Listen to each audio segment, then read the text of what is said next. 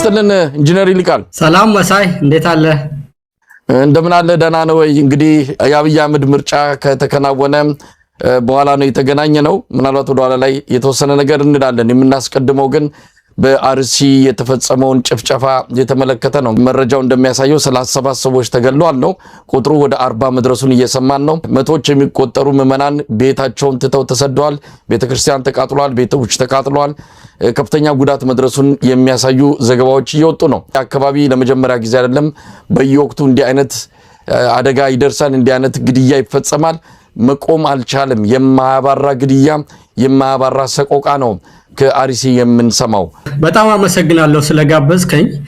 እንግዲህ ምን ማድረግ ይቻላል መችስ ይሄንን ነገር አንተ አስበውና እስቲ እንደው መሳይ ዝም ብለህ ለተወሰነ ደቂቃ ዝም ብሎ ሰው ሞተ ሰው ተገደለ ምናምን የሚለው ያንተ ቤተሰቦች አርገህ እናትህ አባትህ እህትህ ወንድምህ አብሮ አደጎችህ ያደክበት ሰፈር በልጅነትህ ቤተክርስቲያን ሄደህ የተሳለምክበት ሰፈር ምናምን ይሁንና እነዛ ሰዎች በሙሉ አለቁ ቢባል ምንድነው የሚሰማህ ላንተ ማለት ደራሰ ስታርገው ተራፊ ሆነ እዛ መንደር ላለ ሰው አሁን እነዛ ያሳደጓቸው ሽማግሌዎች የሳሙት ቤተክርስቲያን አብሮ አደጎቻቸው እንዳንተ እንደኔ ዛሬ እንደምንናገረው ትናንት አድረን ልክ ሁሉም ነገር ከነበረው እንዳልነበረ ሆኖ ዛሬ ስታየውና ህይወታቸው ባላሰቡት ሁኔታ ባልጠበቁት መንገድ በማያውቁት ነገር መንግስት አለ ብለው ሀገር አለ ብለው ህግ አለ ብለው የኖሩ ሰዎች ህይወታቸው በዚህ ደረጃ ሲያበቃ ምን ማለት ይችላል መሳይ በእውነት እና እንግዲህ ይሄ ደግሞ የሆነው ቀደም እንዳልኩ በአጋጣሚ አንድ ድርጊት ተፈጽሞ ቢሆን ምን አይነት ፈተና መጣ ምን አይነት አጋጣሚ መጣ የእግዚአብሔር ቁጣ ነው ወይም ደግሞ እንደው ከጥንቃቄ ጉድለት ነው እንደዚህ ነው ብለህ በሞቅታ ነው ሰዎች በግጭት ነው በብሔር ልህ ነው በሃይማኖት ነው ብለህ አንድ ምክንያት ልትሰጠው ብትችል እንደው አንድ ነገር ምንድነው መሸሻ መንገድ ታገኛለህ ከጸጸቱ ማለት ነው ይሄ እኮ ምንም የለም አንድ ቀን አይደለም ሁለት ቀን አይደለም ሶስት ቀን አይደለም ለአመታት ይሄ ሁሉ ነገር ሆነ ይሄ ሁሉ ነገር ደግሞ የሆነው በምንድነው ካልከኝ መንግስት የሚባል ነገር አለ ተብሎ የሰው ልጅ ብሎ ሲጀመር ጀምሮ በጋራ ሲኖርና መንግስት ሲያቆም ፖሊስ ያቆመው ደህንነት ያቆመው መከላከያ ያለው ይሄው አብይ በየጧቱ እየወጣ እየፈራ ይሄን ያህል ሰራዊት አለኝ የደህንነት አቅማችን በቴክኖሎጂ እዚህ ጋር ደረሰ ዓለምን የሚያስጨንቅ መከላከያ ለሌላው የሚተርፍ አለን ሲልኮ መከላከያ የሚሰራው ምንድነው ደህንነት የሚሰራው ምንድነው ፖሊስ የሚሰራው ምንድነው ካልከኝ ይሄ ሁሉ ነገር ተሰብስቦ ዜጎችን ከሩቅም ከውጭም ከሚመጣ ጠላት መጠበቅ ነው እንግዲህ ይሄ ሁሉ ሌላ ምን ደህንነት ምን ያረጋል የዜጎችን ደህንነት ካልጠበቀ እንደው እነሱ አላደረጉትም ወንጀሉን በልና የደህንነት ስራ ምንድነው ካልከኝ ተከታትሎ መረጃ አንድ ነገር ከመድረሱ በፊት ያን አደጋ ማስቆም ወይም ደግሞ ከተፈጸመም በኋላ ቢሆን ተከታትሎ መቀጣጫና ትምህርት እንዲ በሚሆን መልኩ ያንን ነገር ለፍርድና ለህግ ማቅረብ ነው የፖሊስም ስራ ይሄው ነው የወታደሩም ስራ ይሄው ነው የድሮኑም ስራ ይሄ ነው የመንግስትም አስፈላጊነት ዋናው ስራ ይሄ ነው ታዲያ ይሄንን እንግዲህ ከተወብህና አንድ ሰው ከለለ መንግስት ከለለ ምን ማድረግ ትችላለህ ችግሩ እኮ አለው ብሎ ደግሞ ስራውን ባለመስራቱ ነው ደግሞ እንደዚህ ሆነው እዛ ቦታ ላይ ያ ነገር በመሆኑ ይሄንን ስራ እንደ ስራ አይቆጥረው ደህንነት የሚቋቋመው አንድ ወንጀል እንዳይፈጸም በህዝብ መካከል ያለን ጥርጣሬ የሚጣራጠሩ ነገሮችን ሁሉ አሽቶ አስቀድሞ ቁጥጥር የሚያደርግ ነው ከሆነም በኋላ ለህግ የሚያቀርብ ነው ጉልበትም የሚገነባው ደካሞችን ከጉልበተኞች ለመጠበቅ ነው ይሄ ሁሉ ነገር የለም አልሰሙም አላዩም እና ይሄ ምን ትለዋለህ አሁን መሳይ ይሄንን ነገር እንደው በምን ታስረዳዋለህ ነው የምልህ አሁን እና እነዚህን ሰዎች ደግሞ የሚደንቀኝ መንግስት ናቸው ብሎ ለመደገፍ የሚፈልግ መንግስት የሚባለው ነገር ጭራሹን ትርጉሙን የማያውቁት ሰዎች የኛን ደም ሊመጡ ነው እዛ የተቀመጡት እኮ ማስገደል ብቻ አይደለም ከህዝብና ከሀገር ወይ ተበድረው ከውጭ አምጥተው ወይ ሀገሪቷን ሀብት ሰብስበው እነሱ ድግስ መብላት ነው ስራቸው ደህንነቱ የሚያስፈልገው ህዝብን ለመጠበቅ ሳይሆን እነሱን ለመጠበቅ ነው እየበሉ እየጠጡ እስኪሞቱ ድረስ እዛ እንዲኖሩ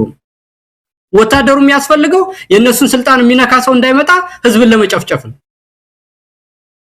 ስለዚህ ህዝብ የሚባል ነገር መንግስት የሚባለው የህዝብ ጠባቂ መሆኑ ነገር ሁሉ ቀርቶ አስገዳይ ሆኗል በመሞታችሁ ስሜን አጠፋችሁ እኔ ተቀምጬ የምኖርበትን ክብሬን እኔ ተቋቋምኩት መንግስት ያቋቋምኩት መከላከያ ያቋቋምኩት እኔ ልጠብቅ ነው ደህንነት ያቋቋምኩት እኔ ልጠብቅ ነው የናንተ መሞት የኔን ስም አጠፋኝ እና የምታወሩ ሰዎች ወየውላችሁ ስለሞቱ ሰዎች የምታወሩ ሰዎች የኔን ክብር ልትቀንሱ ነው ተመልከተ የኢትዮጵያ መከላከያ ሁሉ በግብር የተቋቋሙ በምን ያለው አብይን ለመጠበቅ ነው ስንል ይሄ በቂ ማሳያ እና አሁንም ቢሆን እኔ ሌላ ምንም የምለው ነገር የለኝም ከተጀምሮ እስከሚጨረስ ድረስ የሚሆነው ነገር ሁሉ መንግስት ባለመኖር የሚደረግ ነገር መንግስት ሀ ተብሎ ሲቋቋምና ታሪኩም ቲዮሪውም ሲነሳ የተነሳበትን መሰረታዊ ሐሳብ የማያውቁ እያወቁ ማድረግ የማይፈልጉ ደንገጥሮች 4 ኪሎ ላይ ስለተቀመጡ ብቻ የሚፈጸም ወንጀል ነው መሳይ እኔ ሌላ ምን ማለት ይቻላል ይልቃል ላለፉት 8 አመታት አይተናል አዲስ ነገር አይደለም አርሲ በተደጋጋሚ ነው አንድ ወር ሁለት ወርም እንኳን ሆኖም ተመሳሳይ እልቂት ከሰማን ስለዚህ ይሄ የማባራ ልክ እንደ አዙሪት በየጊዜው የሚከሰት ነገር ደጋግሞ በማንሳት የሚመጣ ለውጥ የለም ችግሩን አውቀናል ለአብነት ወለጋ ያለውን ነገር እንመልከት ወለጋ የአማራ ተወላጆች በእንደዛ አይነት መጠን ባሰቃቂ ሁኔታ ሲገደሉ ሚያድናቸው ስለሌለ ራሳቸውን ለማዳን ታጠቁ እውነት ለመናገር አሁን በወለጋ እንደ በፊቱ አይነት ሞት አንሰማም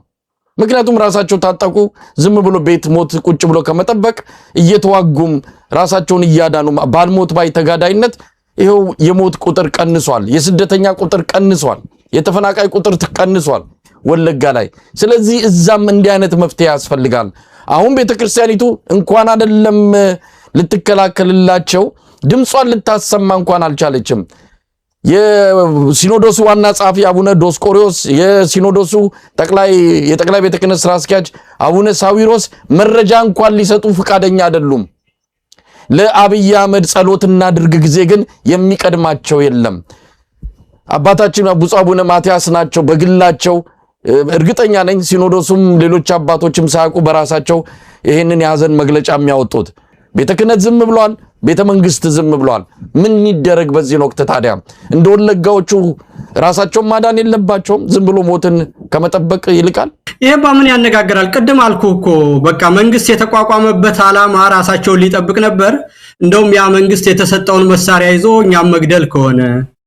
ለምን ሞቱ ብሎ በጋራ ለመጮህም የሚያደርገውን ከሆነ ራስን አደራጅቶ ከገዳዩም ራስን መከላከል ነው ከሚገልሰው ራስን መጠበቅ ይሄ የተፈጥሮ የዓለምም ህግ ነው በህግም የተፈቀደ ነው ማለት ነው በዓለም ህግ በተጻፈው ህጎች መሰረት ራስን መከላከል እንደ መንግስትም ሆነ እንደ ግለሰብ መብት ነው እና ይሄንን ማድረግን እኔ እንደውም ዝም ማለቱ ነው የሚደንቀኝ ማለት ነው ሰው አለመደራጀቱና ዝም ብሎ መሞት አለ እንዴ ይሄን ያደረገባቸው መንግስት ምናልባት ካለ በሚል ነበር ስለዚህ መንግስት አስገዳይ መሆኑን ካወቁ የመጀመሪያ ራስን ተደራጅቶ መከላከል ከዛ በኋላ ደግሞ የመንግስትነት ስልጣኑን ፖሊሱን ደህንነቱን መከላከያውን ለሀገርም ሆነ ለራስ መጠበቂያ ለሟል ያንን ደግሞ ከባለጌዎች መቀማትና ራስ ተቆጣጥሮ ለሀገር በሚጠቅም መልኩ ማዋል ሁለተኛው ነገር ይሆናል ማለት ነው ሁለቱንም ነው አንድ ላይ የመጀመሪያው ነገር መንግስት ስለሌለ ራስን አደራጅቶ መጠበቅ ከዛ በኋላ ደግሞ መንግስት እንዲኖርና እንደሌሎች ሀገሮች ደህንነቱ ህዝብን እንዲጠብቅ እንዲሆን ፖሊሱ ህዝብን የሚጠብቅ እንዲሆን መከላከያው ህዝብን ከውጭም ከውስጥም የሚጠብቅ እንዲሆን ያንን ደግሞ በቁጥጥር ስር ማስገባት የመንግስትነትን ስልጣን መንግስት የህዝብ ስለሆነ የመንግስትነት ውል ባሉ ሰዎች ትናንት ባለፉ ሰዎች ነገ በሚኖሩ ሰዎች ሁሉ ያለ ቁጥጥርና ዘላቂ የሚኖር ስለሆነ መንግስት የሚባለው ነገር ያንን ደግሞ በዜጎች እጅ ማስገባትና ፍትሃዊ በሆነ ሁኔታ የሁሉንም ያለም እይታ በሚያስተናግድ መልኩ ክርስቲያን ይሁን ሙስሊም ይሁን ያማኝ ይሁን የተለያየ ህብረተሰብ ክፍል ይሁን ወንድ ይሁን ሴት ይሁን የተለያየ ብሔር ይኖረው እነዚህ አካላት በእኩልነት የሚኖሩበትን የፍትህ ስርዓት የደህንነት ስርዓት ለማቋቋም መንግስት መሆን ይግድ ያስፈልጋል መንግስት መሆን የግድ ያስፈልጋል እና ይሄንን መንግስትነትን የያዙትን ሰዎች አባሮ የመንግስትነት ቦታን እስካልያዝን ድረስ ለጊዜው ራሳችንን ብንከላከልም እንኳን ዘላቂ መፍትሄ አናገኝለትም የጋራ መንግስት እስከሌለን ድረስ እንደ አውሮፓ 30 ዓመት እርስ በርስ እንደተዋጉት ስንዋጋ እንኖራለን ማለት ነው እና የጋራ የምንተዳደርበት ደንብ በጋራ የሚጠብቀን ፖሊስ በጋራ መረጃ የሚሰበስብልንና ፖሊስ የሚያወጣልን ስርዓት የሚያስጠብቅልን መንግስት እንዲኖረን ካስፈለገ ራስን መከላከል ከዛ በኋላ ደግሞ የመንግስትነት ስልጣንን መያዝ የግድ ስለሚል እነዚህን ሁለት ነገሮችን አቀናይቶ መሄድ ብቻ ነው በቃ አሁን መንግስት እንደሌለን ብቻ ሳይሆን መንግስት እንደሚያስገድለንና እንደሚገለን ማወቅ ያስፈልጋል አሁን የሚጠብቀን መንግስት የለም አይደለም መንግስት ነው የሚያስገድለን አልሰማሁም ሲለን ወሳይ በሌላ አነጋገር ኮኔ ተቋቋምኩት ለራሴ ነው የኔን ስም አጠፋችሁብኝ በመሞታችሁ እኮ ይያለን ነው እኮ ሌላ አይደለም ያ ማለት ዓለም የመንግስትን መቋቋም ከሚያውቅበት ምክንያት በተለየ ሁኔታ እዛ የተቀመጡ ሰዎች ናቸው እነዚህ መንግስት የሚቋቋመው ለህዝብና የህዝብን ደህንነት ሊጠብቅ ነው እነሱ ግን ራሳቸውን መጠበቅና ራሳቸው መብላት መጠጣት መሞት ነው ስራቸው የነሱን ጥቅም ስለነካባቸው የነዛ ሰው መሞት ተናደዱ ምክንያቱም እነሱ የህዝብ መንግስት አይደሉማ የህዝብ መንግስት ቢሆኑ በሞቱ ሰዎች ያዝናሉ በተፈጠረው ወንጀል ያጣራሉ ያ ነገር ለሁለተኛ ጊዜ እንዳይደገም ያደርጋሉ በተሰራው ስተትም ይቅርታ ይጠይቃሉ ካለፈም ደግሞ ከስልጣናቸው ወርደው ያደረኩት ነገር የመንግስትነት ክብሬን ስለማያሟላ በታሪክ ተጠያቂ ለመሆን ይቅርታ ጠይቆ ከስልጣን ይወረዳል መንግስት ቢሆን እንደዛ ነው የሚያደርገው እነሱ መንግስት አይደሉማ ለራሳቸው የቆሙ ደመጣጭ አውሬዎችና አረመኔዎች ናቸው ከዚህ የተለየ ሌላ እንደው ምለው ነገር የለኝም እንደው ይልቃል ምናልባት ወደ ኋላ ለመመለስ አይደለም የኢትዮጵያ ህዝብ በዚህ ደረጃ ግንዛቤው አለው ወይ ይሄንን ክስተት እንደ ተናጥል ክስተት የማየት አርሲ ላይ የተፈጸመው ነገር መንግስት የጸጥታ መዋቅሩ ዛ ስለማይደርስ የሆኑ የታጠቁ ኃይሎች ገብተው የሚፈጽሙት አድርጎ የሆነ የተነጠለ ክስተት አድርጎ የማየት ይሄ ሆን ተብሎ በወለጋ በአርሲ በአብዛኛው የኦሮሚያ አካባቢዎች የኢትዮጵያ ኦርቶዶክስ ተዋሕዶ ቤተክርስቲያንን ከስሯ ነቅሎ ለማጥፋት ይሄ በሽመልስ አብዲሳ የተነገረ ነው ይችን ቤተክርስቲያን በክልላችን እናዳክማታለን ብሏል ሰርጀሪ እንሰራለን ያለው አብይ አህመድ ይሄን ቃል በቃል የተናገረው ነው ባለፈው የሃይማኖት አባቶች ቤተመንግስት ሄደው ባነጋገሩበት ጊዜ እችን ቤተክርስቲያን ሰርጀሪ እንሰራለን እኛ እንደምንፈልጋት ነው መናረጋት የሚል ዛቻ ጭምር ሲያሰማ እንደነበር እናስታውሳለን ስለዚህ የተነጠለ ክስተት አድርጎ ማየት ይሄንን ነው የኢትዮጵያ ህዝብ ማቆም ያለበት ይሄም አብይ አህመድ ቤተክርስቲያኒቱንም ኢትዮጵያውያንንም እሱ አልፈልጋቸውም የሌሎች ናቸው የኛ አይደሉም የሚላቸውን በእንደዚህ አይነት ከፍተኛ አደጋ ከፍተኛ ሞት ጭካኔ የተሞላበት ግድያ በመፈጸም ሰው እዛ እንዳይኖር ያለውም ሸሽቶ እንዲወጣ ከዛ መቆጣጠር በዲዛይን የተደረገ መሆኑን የኢትዮጵያ ህዝብ ማወቅ አለበት ዝም ብሎ ድንገት የተከሰተ እንዳልሆነ ይሄንን ካላወቀ ወደ እውነታው ካልመጣ እርምጃ ለመውሰድም የሚወስን አይደለም ለማንኛውም በዚህ ደረጃ ምን ማወቅ አለበት የኢትዮጵያ ህዝብ እንግዲህ ሰው ራሱን ካታለለ ምን ማድረግ ትችላለህ መሳይ አልኩ እኮ መጀመሪያ መንግስት የሚፈጠር አንድ ሰውም እንዳይሞት ነው በቃ መንግስት ያስፈልጋል ሌላው ነገር ሁሉ እኮ ትርፍ ነው በቃ መንግስት የሰው ዘበኛ ነው ስለዚህ በሞትም ግድ የለም ሳይ ነው ወደኔ ዞር ብሎ ወደ ሌላ ከሚስቱ ጋር ሲጫወት አብይና ይጫወት ነው ልሙት ነው ነገሩ እንደዚህ የሚል ሰው ካለ ደግ አረገ ነው መባል ያለበት ሌላ ምን ይባላል 50 ሰው ቢሞትም ነገ ደግሞ ለኔ ተራው ስላልደረሰኝ እሱ ይኖርልኝ ምንድነው ይሄ ነው ምን ትርጉም አለው አሁን ይሄ ምንድነው በተናጠል ጉዳይም ቢሆን መኖር የለበትም እኮ ነው ለመሳይ የተናጠለንም ጉዳይ ይሁን የጋራ ጉዳይንም ይሁን በፖሊሲ የሚደረግንም ይሁን ሰክራውም ሲጣሉ ቢሆን እነዛ ሰዎች ሲጣሉ ሰው እንዳይሞት ነው መንግስት ያለው አልኩ ሰከራምን ተጣልቶ ቢሆን እንደመጣጥ ቤት ፖሊስ ይቆማል እኮ መሳይ በሸታ ቤት ሰው ሊሰክር ሄደበት ቤት ወታደር ለምን ይቆማል እስቲ ንገረኝ ሲሰክሩ ሰዎች ቢጣሉ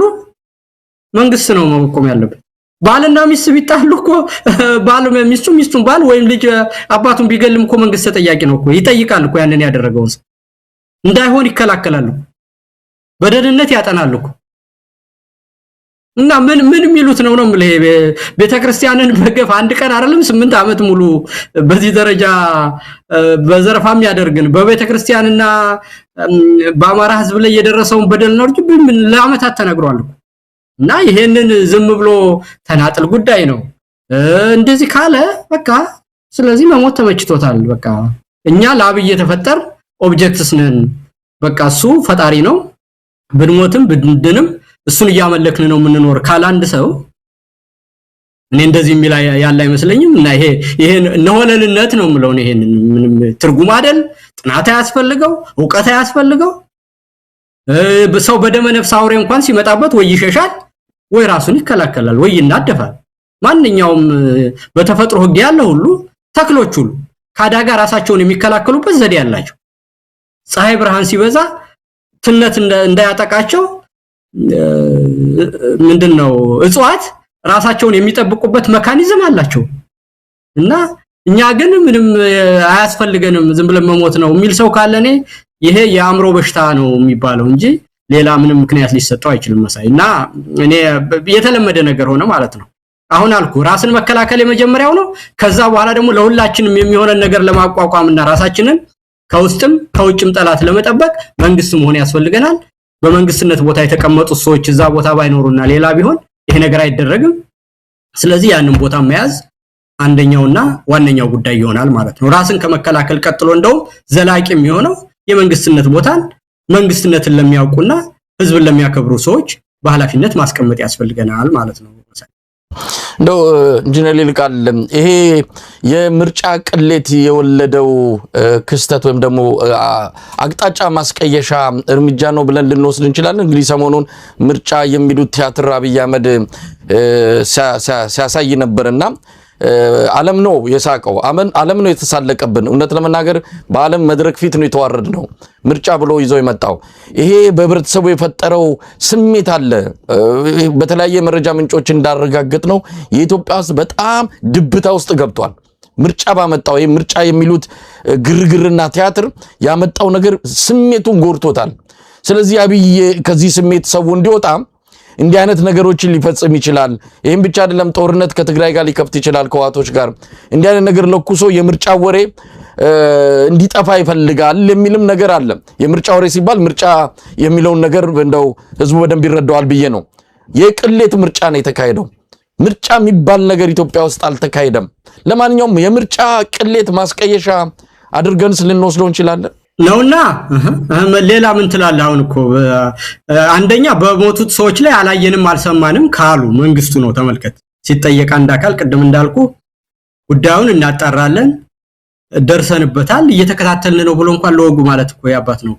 ትንሹ ነገር ነው። እና ይሄንንም አንልም አንሰማንም ካሉ ወሬው በሌላ መንገድ ወደ ሌላ አቅጣጫ እንዲሄድ አድርገው ነው ለማለት ምንም የሚያጠራጥር ነገር የለውም። ምንም የሚያጠራጥር ነገር አንደኛ ሲበሳጩ እነዚህን አካላት ጠላቶች ናቸው ብሎ መጀመሪያ ስለፈረጁ ዘለው እንዲጠፉ ማድረጋቸው ቅድም እንዳልከው ነው። በተለያየ ጊዜ አብይ በቤተክርስቲያን ላይ ያነሳውን ነገር ነው የምናውቀው ነገር። ቤተክርስቲያንን የማይፈርጅበት አይነት ነገር የለም። የፋኖ ማሰልጠኛና መደበቂያ ናችሁ ይላቸዋል። በኔ ጊዜ ነው ወይ ለኔ ማትቆጣጠሩ ይላል። ቤተክርስቲያንን ለማጥፋት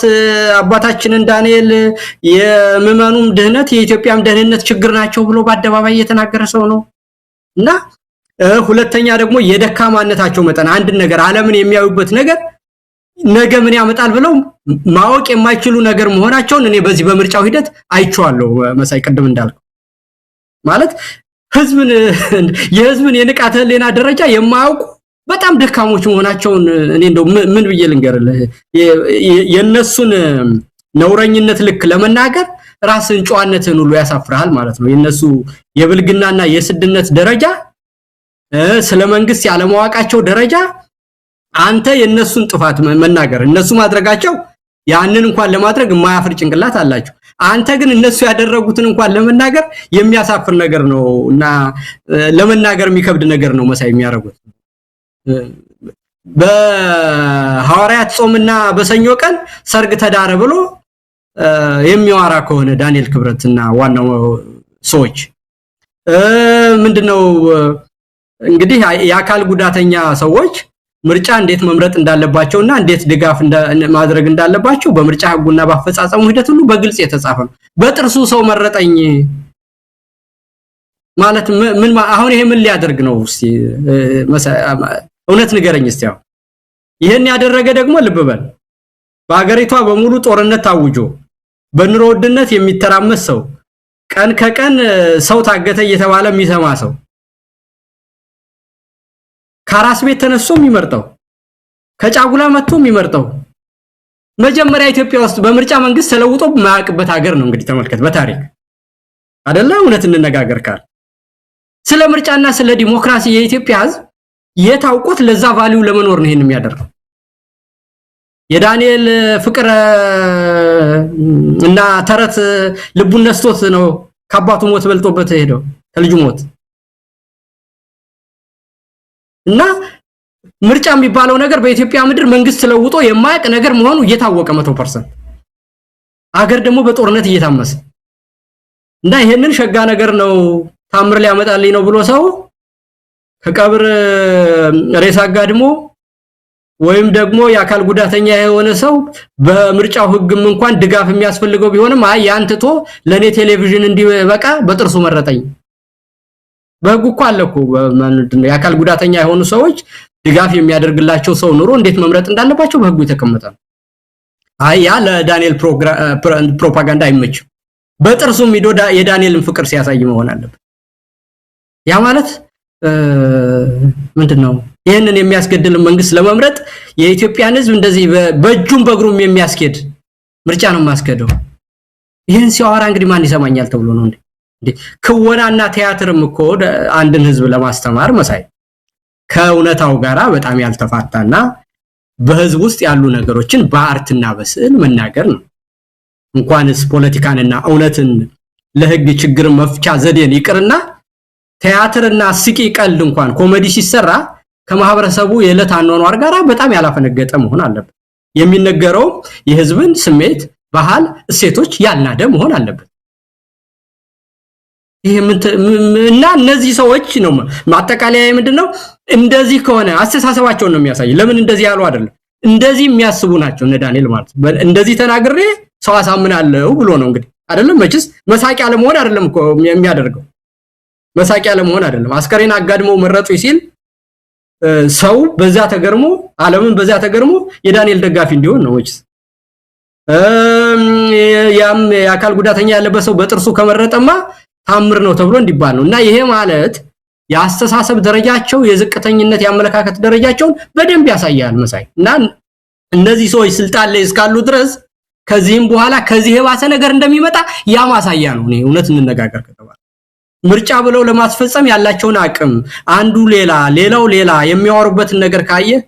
እነዚህ ሰዎች እዛ ቦታ ላይ እስካስቀመጥኩ ድረስ ገና ማት ይመጣል ምክንያቱም እንዴት እንደሚያስቡ እንዴት እንደሚሰሩ የሰውን አስተሳሰብ ደረጃ እንዴት እንደሚለኩ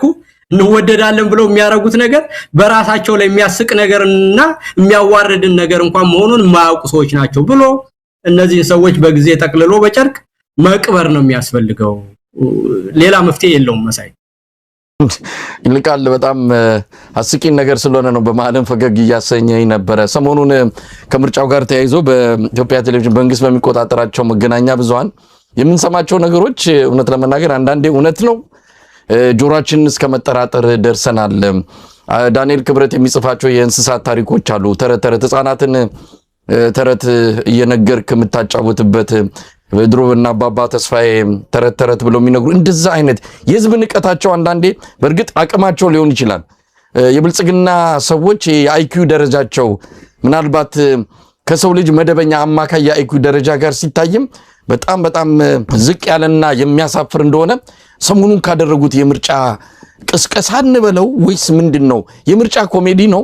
አንዳንዴ እየቀለዱ ነው እንደው ሊያዝናኑን ፈልገው ካልሆነ በስተቀር የምራቸውን አይደለም እስክንል ድረስ አንተ የተቀስካቸው ጉልኮስ ነቅሎ ሊመርጥ መጣ ማለት ምን ማለት ነው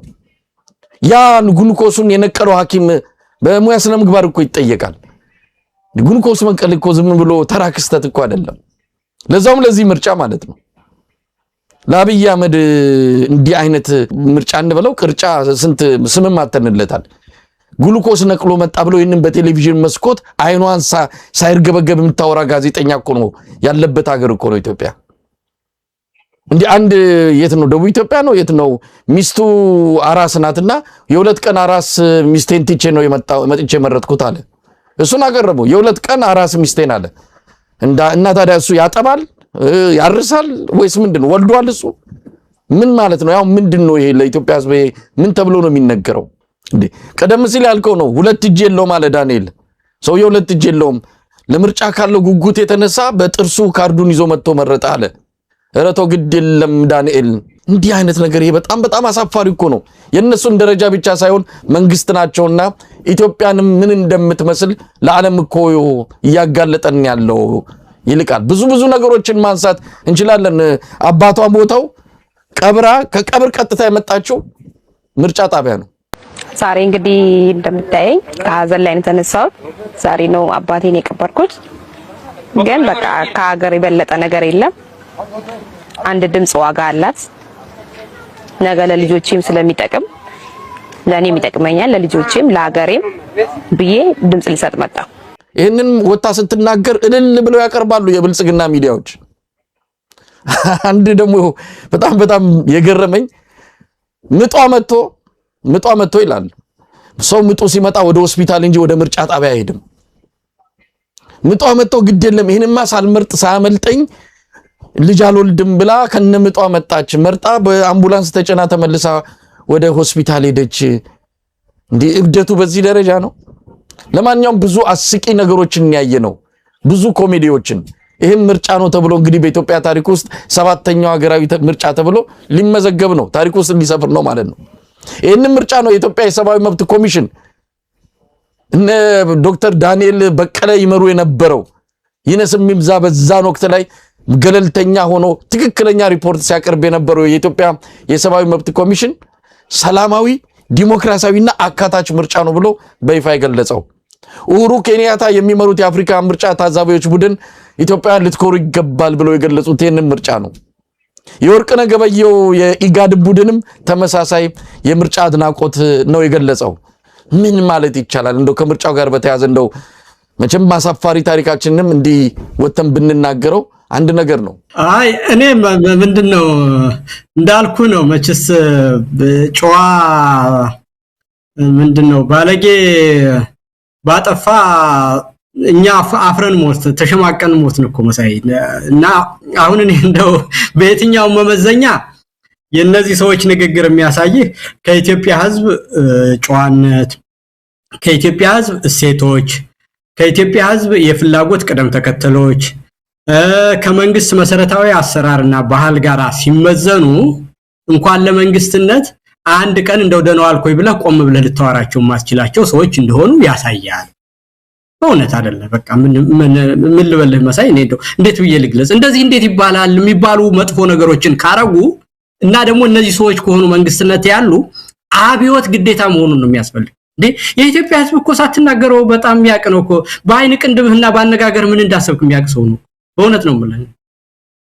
እንዴ የተለያዩ ነገሮችን በቀጥታ ሳይነግርህ በንግግር መሃል ውስጥ እንደው አንድ ቃል አስገብቶ አመለካከቱን ሁሉ በዛች ብቻ አስተላልፎ የሚሄድ ህዝብ ነው። እንደዚህ ሲጃጃሉ ነው ሲያረጉ ምን ስለ ህዝቡ እኮ ራሱ ስለ መንግስትነትና ስለ ፓወር ፖለቲክስ እኮ በሚገባ የሚያቀሰው ነው መሳይ። እኔ አንድ ጊዜ በ97 ጊዜ ሆነውን ልንገር። በ97 እዛ ብርሸለቆ ሰብስበውን አልነበረም። በተለያየ ጊዜ ነግሬ ይሆናል። እዛ ታግተን ከምርጫ በኋላ በነበረው ዲስፒዩት ጥቅምት አካባቢ ብርሸለቆ ነበር ለ3 ወር ምናምን ማለት ነው። ከዛ በኋላ ያንን የብርሸለቆን የጦር ካምፕ ለስልጠና ሲፈልጉት ለወታደር በየአካባቢያችን ወደ የመጣንበት እስረኛው በተኑት ማለት ነው። ከጎንደር የመጡትን ወደ ጎንደር፣ ምዕራብ ጎጃም፣ ምስራቅ ጎጃም እንደዚህ በየአካባቢው አደረጉና በተኑት ማለት ነው። እዛ የነበረው ከሁሉም ከአማራ ክልል ያለውን ነበር በአብዛኛው ከሸዋ በስተቀር ያለውን የሰበሰቡት። እና እኔ ደብረ ማርቆስ እስር ቤት ነበር ዋናው ወህኒ ቤት የሚባለው ይሄድ ነው ማለት ነው። እና እዛ ያሉ ሰዎች ያወሩትን ነው የምነግርህ እኔ አሁን እንደዛና ቅንጅቶች ነበር የምንባል አንድ እስር ቤት ነው ያለነው። አንድ 50 60 እንሆናለን የዛን ጊዜ ያለነው። እና በሞት ፍርድ ያሉ እድሜ ልክ የተፈረደባቸው በተለያየ ወንጀል ያሉ ትላልቅ ሰዎች ግን በስተትም በመተጥም በተለያየ መንገድ ያሉ ግን አመለካከታቸው በጣም ኃይለኛ የሆኑ ሰዎች አሉና እንዲህ ያሉና እንደው የተማረን ሰው ምን የከተማ የሚሉትን ጋሽ የማለት ልማድ አለ በጎጃም አካባቢ። እንደው ጋሽ ይልቃል እንደው የተማረ ሰው እኮ ሞኝ ነው ይሉኛል። እንዴት ስለው እንዴ በጣም እንጃ ወንድሙ ጋር ተጋሉ የመጣን ሰው በስኪብርቶ እንዲህ ብለ ስልጣን ልትወስድ ነው እንደው እንደሰርከ እና ስልጣንና እንግዲህ እንደዚህ የሚል ነው የህዝቡ አመለካከት ማለት እንደ ሞኝነታችሁ እና እንደዚህ በወረቀት እንዲህ ብላችሁ እንደዛ ስልጣን ልትወስዱ እንደው የከተማ ሰው ሞኝ ነው ይሉኛል እዛ እኔ እና አእምሮ ውስጥ ሁሉ ያለ ማለት ነው አንድ ስልጣን እንዴት እንደሚሰራ መንግስትነት እንዴት እንደሆነ ፓወር ፖለቲክስ እየተባለ እዚህ በተለያየ እንትን የምሰማውን ነገር የኔ ሀገር ገበሬ በሚገባ ዝም ብሎ አንድም ሰው ካልፈራህና ካላመነ ቀጥ ብሎ እንዳይገዛልህ ያወቀ ነውና እኒ ሰዎች እኔ ይሄን ሁሉ ነገር ምዘባረቅልህ የኢትዮጵያ ህዝብ ተመልከት እንግዲህ በዚህ ደረጃ ያለ ሰው ምርጫ ዳንኤል እንዲመረጥልኝ ብሎ በጥርሱ መረጠኝ ከአራስ ቤቷ ተነስታ ሄደች ይያለ ለኢትዮጵያ ህዝብ ነው ይሄንን የሚነግረው ማለት መጀመሪያ ኢትዮጵያ ህዝብ ምርጫ የሚባለው ነገር ቤት አይቶ ታውቆ ነው ያ የሚያማልለው ማለት ነው ለዛውም ከዛ ተነስቶ ለማይሄድ አሁን ሶሻል ሚዲያ በየመንደሩ ባለበት ስለዚህ የነ ዳንኤል የማሰብ አቅም ከዚህ በላይ የሆነ በጣም መጥፎ ነገር ከዚህ በኋላ ያሰማናል አይደለም ድርጊት ያስፈጽምብናል ይሄው ከምርጫ ማግስት እኮ እንዲህ ያለ ጦርነት እና እንዲህ ያለ አሰቃቂ ድርጊት ተፈጠረ አሪስ ውስጥ አሁን የምናየው እና ነገም በዚህ አስተሳሰባቸው ከሆነ ሀገር የሚመሩት እንደዚህ ያሰቡ ከሆነ እና እንዴት እንደሚያስቡ ካየናቸው እነዚህን ሰዎች ካላስወገድን በስተቀር መሳይ ደጋግሜ ነው የምናገረው እንዴት ትላለ ሰው ታዲያ ይሄን ነጭ ውሸት አይደለም እኮ ነጭ ቅሌት ውሸት አይደለም ይሄ እኮ ውሸት አይደለም የማሰብ አቅምን ደረጃ የሚያሳይ ነው እንደዚህ ሰዋራ ሰው ያምነኛል ብሎ ካለ ሞኝም ልካለው ጅላጅልነትም ልካለው አታላይነትም ልካለው የነዚህ ሰዎች ግን ለማህበረሰብ የሚነገርን ነገር በዚህ ደረጃ ተናግረው ይሄው መሳቂያ ሲሆኑ ተመልሶ ይሄንን እንኳን እንደሚሆኑ ካላወቁ ሌላ ትልቁም ነገር በአገር ደረጃ ያለን የኢትዮጵያን ህዝብ ችግር ማታቀዋል ውስብስብነቱ ከታሪክም ከተለያየ ነገርም ያለው የኢትዮጵያ ፖለቲካ ችግር ድሪቶ የሆነ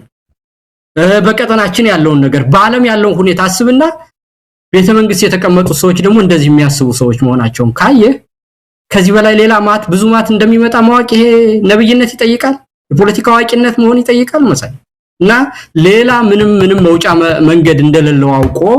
ህዝብ ማቄን ጨርቄን ሳይል እነዚህን ሰዎች ከ4 ኪሎ ካላባረረ በስተቀር ሌላ ምንም እንደው ወዲያ ብንለው መንገድ የለውም መሳይ